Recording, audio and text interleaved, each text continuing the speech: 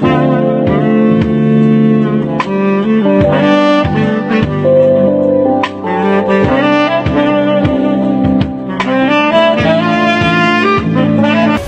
friends. You are welcome to Anchor Network, where you get updates of things happening around you. I appreciate every one of you that have subscribed to this channel. And if you have not subscribed, I say thank you very much, because I know that at the end of this news, you are going to subscribe.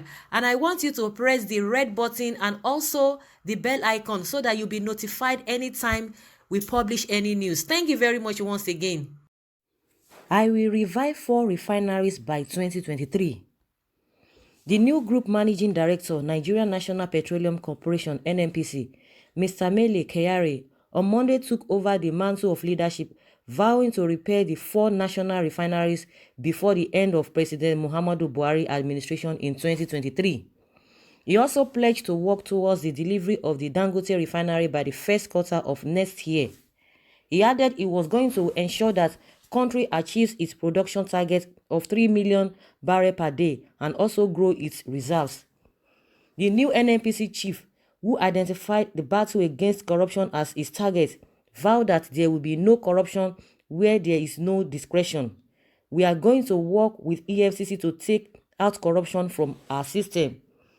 Kyari warned his family member not to collect any gift from anyone on his behalf. He spoke at the amphitheater of the NNPC in Abuja, where he was inaugurated. In fact, Nigerians, when are we going to be stopped, when are we going to stop, listening to all of these people? I don't just even know what to say. This man has come, is the new director of a NNPC, or what is the title? That at the end of Buhari's tenure is going to build 4 refineries. He even he vowed that he is going to do that he's going to build 4 refineries. The question is that what has been happening? What has happened since the beginning of this new regime, since the beginning of this APC regime, 2015? Coupled with the fact that it is even the president that is the Minister of Petroleum. What has happened? Why is it that this president, they always put themselves in the position of, petroleum minister? I don't know whether Goodluck was a minister of a petroleum NNPC. I don't even know. Even Obasanjo too. Why is it that these guys always like to put themselves? They always try to put their attention. Of course, I will not blame them, because that's the only source of income that we have in Nigeria. You can tell me we have other ones, but mainly that is the only main source of our income in this country, and that is why everybody wants to die there. Buhari that vowed, that made mouth, that did this and that, corruption this, corruption that, and now we are deep neck into corruption as we speak now in all sectors. For the fact that, again, Buhari does not even know what is happening. Most of the things happening in this country, he doesn't even know much, and he's even the petroleum minister. What are we going to say? What are we going to do? They have come again to tell us lies. Before APC came on board, when they were campaigning in 2014, early 2015, they were saying all manner of things. $1 is going to, 1 naira will be $1. This will be this. Petroleum will be reduced to 40 something naira. Because we were buying at 80 something naira then, 87 naira or so. It's going to be this thing. For the fact that Buhari was in charge of a petroleum department then, PTF or something, that because of that, this man has, he got all the experience, he has all it takes to be the president, all manner of things and all of that. We believe that we fell for all those rhetorics, just to come and see that, all those things are just wash. The guys on the streets will say, oh now wash. Oh, now wash. Up to today, oh, now wash. Let's also go to Kachuku that just left now, because he's no longer a minister. He's the state minister for petroleum. The same thing Kachuku told us. He said by end of 2019, we are in 2019, that if those refineries fail to work, that he will resign his work. And what happened?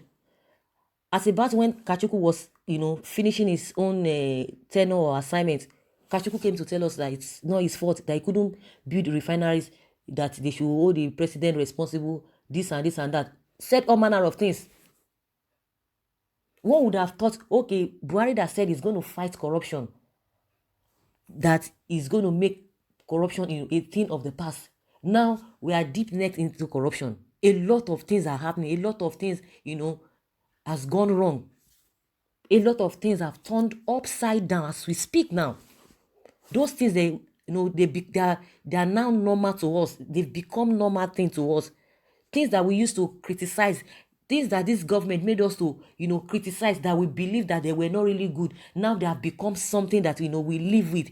It's not a normal thing. They will not tell you, okay, what is the statistics now, what is the percentage of what we get now. That what has been happening before now is more than what is happening, though we are still in the same thing. We have not even changed. It's still the same thing. They are trying to justify a lot of irregularities, a lot of abnormalities happening in this regime. They are justifying it. When I was just going through the statements of this NNPC MD Kyari, I was just like, what are all of these things? These guys, they take us, to be fools. And invariably, because we are so docile, no, we are beginning to speak up, but our voices are not loud enough. I think we still need to make it louder. And the problem is that we are the people, we are the problem of ourselves. You can imagine now, I have 4 people, around me. I will be saying something. 3 people will be saying different things. So there's already confusion amongst us. So how will those leaders take us serious? And it is amongst, like I said, if we are 4, it is among the 4 of us that these leaders, we know, because of their action in supporting them, they will capitalize on that, and they will be doing what they are doing, because even we as a people, we are not even united. We don't have one voice. Some people will be saying A, some people will be saying B. If we come together, we are more than these guys. If we come together, I could remember this protest that just that took place when it came to this issue of COSA. A lot of people start coming in, started whatever. We could see that those reactions and those coming together, made some kind of effort. If we can be doing all of these things, but most of the time we just get to go relax, and we don't say anything. Now this man is telling us that it's going to build the refineries. What stopped them? The question is that it's not as if he's coming to a new regime, maybe, or they took over for from another regime. For the past 4 years, what were the foundations that were laid, in achieving building our own refineries? Atiku Abubakar came the other time. He said, before, when he was going for his campaign, when he was campaigning for him to be the president, that if he's being elected, that what he's going to do first is to privatize NNPC. They came for him. Oh, this man, we know it. This man, they called him all sorts of names. That is the same man that wants to rule Nigeria, that will just sell off everything. Okay, now what is happening in the refinery? And 2 weeks after the election, you could see that NNPC they were able to bring the irregularities. They told us the things going on wrong in NNPC, and they will be pumping money into these things. And yes, nothing is coming out from it. What are the foundations that has been laid before now? For this Kyari to now take over the foundation, Buhari himself as a minister of petroleum, and Kachuku, the state, this minister, the state, or whatever the position they gave to him, but all of them that are doing the same thing. What were the foundations they laid for this Kyari to step on or to carry on from? Nothing, because Kachuku had told us that he couldn't do that, and he finished his tenure and he went and he couldn't say anything. Because people were like, that time, you said after 2019, and you guys don't know whether you're going to come back after 2019. Because if you people don't come back, if the regime or this governor does not come back that 2019, that means definitely, even if you are not going to build the refinery, everything is just going to go like that. So who is going to hold you responsible? And that was exactly what he did. But now their party came back, or the regime, the APC regime came back, but himself, he's not coming back as a minister. So what happens? All the promises, all the mouths, all the whatever, all the praises they raised, they gave to themselves. What happened? Nothing. And we are still back to square one. This man is coming out again to tell us what is not. Now they are just depending on Dangote refinery.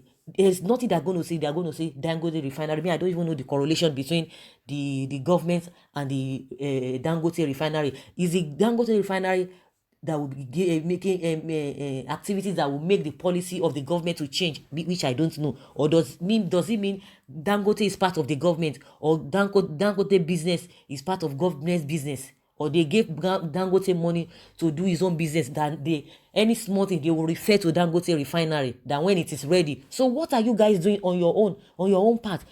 If it is to sell this refinery, let us sell it, than budgeting money for it day in day out, year in year out, decades after decades. Nothing is coming out from it. Even Buhari, that has been in petroleum system right from time immemorial, and he came as a president, there is no difference.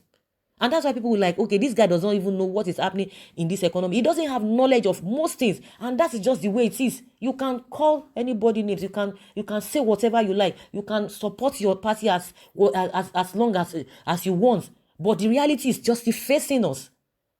This man doesn't know a lot of things happening. He doesn't even have knowledge about all of this. A president or a leader must be versatile, even if that is not your field. But at least you have 30 or 40% knowledge of each of those sectors. He doesn't have it.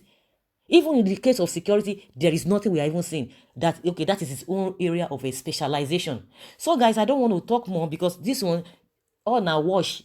Refinery at the end of a Buhari's tenure, all now wash. That is my own opinion. Please leave your comment below in the comment section. Let me hear from you, and let's learn from you what you have to say concerning this issue. Thank you very much for always listening. Bye.